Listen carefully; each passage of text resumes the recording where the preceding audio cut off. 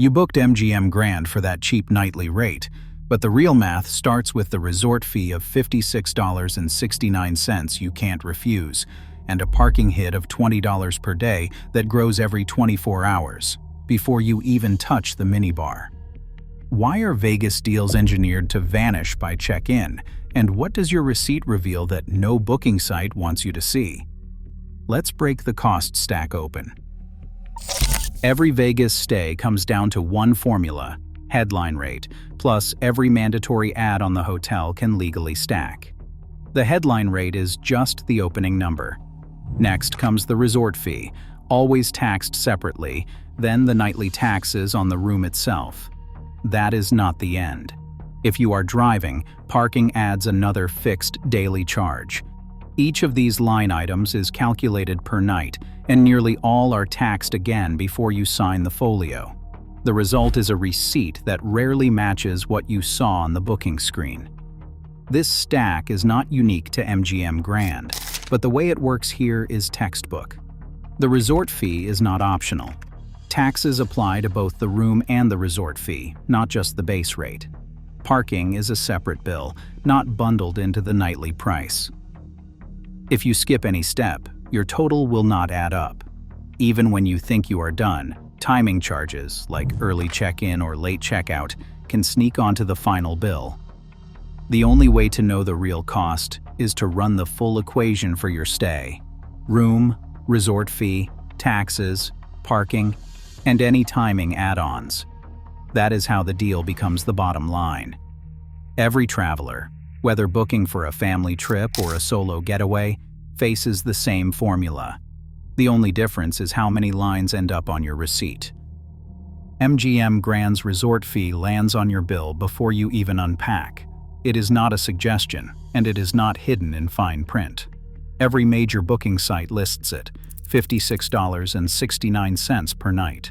It is charged to every room, every night, no matter what rate you saw on the first screen. That number is not just a Vegas quirk, it is one of the highest on the Strip, and it has gone up steadily, with the current figure holding since late 2025. MGM says this fee covers bundled amenities, including high-speed Wi-Fi across the property, access to the fitness center, unlimited local and domestic calls, digital newspapers and magazines through Press Reader, and streaming on Paramount Plus with Showtime on demand. You do not get to pick and choose. Even if you never touch a treadmill or log into the Wi-Fi, the full $56.69 is mandatory. It shows up as a separate line on your receipt, right after the room rate, and it is always taxed again. MGM's official statement describes the fee as a reflection of marketplace standards and the cost of delivering these amenities to all guests. But for most travelers, it feels like the first surprise, the moment when the low advertised rate starts to slip out of reach. The resort fee is not just a number, it is the first real line in the receipt stack, and once it is there, every calculation for your Vegas trip changes. Parking at MGM Grand is where the numbers start to multiply, especially for anyone driving or renting a car. The hotel charges $20 per day for self-parking, whether it is a Tuesday or a Saturday, and that rate covers each 24-hour block from the time you pull in. Valet parking is $40 for each 24-hour period, also charged in full-day increments. These are not one-time fees. They reset every additional day or fraction of a day. So a 3-night stay with a rental car means $60 for self-parking or $120 for valet, stacked right onto your total. There is no discount for longer stays and no bundling with the room rate. Every vehicle is counted separately, and loyalty waivers only kick in at higher MGM Rewards tiers. For most guests, the parking charge appears as a separate line on the folio, never absorbed into the headline price. Families who drive in or pick up a car at the airport end up paying for parking every single night, often without realizing it until checkout. Even if you barely use the car, the clock does not pause. The 24-hour rule means that running a few hours over can trigger another full day's charge. That is how a simple road trip can quietly add $100 or more to what looked like a budget stay. At MGM Grand, parking is not an afterthought. It is the second predictable hit on your receipt, and the one that turns a headline deal into a real Vegas bill. A $100 per day authorization hold is the number that rarely shows up in booking searches. It hits your wallet the moment you check in. This is not a fee you lose. It is money the hotel locks up on your card for every night of your stay, in case you raid the minibar, order room service, or rack up incidentals. For a 3-night trip, that is $300 tied up, often for days after you have left. Credit cards treat it as a pending charge, shrinking your available limit. Debit cards are even riskier. The full amount can be deducted from your balance, leading to overdrafts or declined transactions if you are not careful. One guest described having their dinner card declined at a show because the MGM Grand hold plus a casino marker wiped out their checking account for the weekend. Release times vary.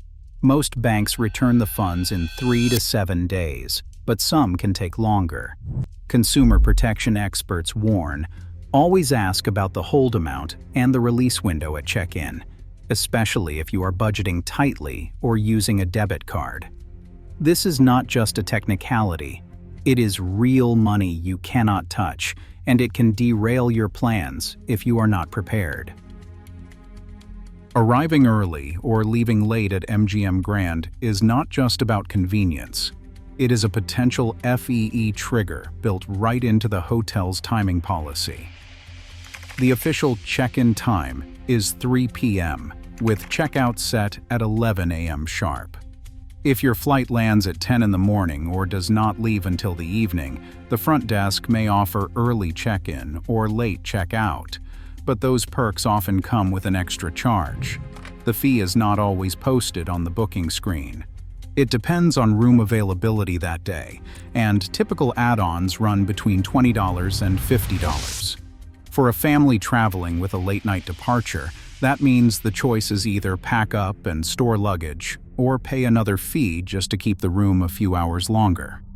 These charges are not guaranteed, but they are common enough that MGM's FAQ spells out the policy.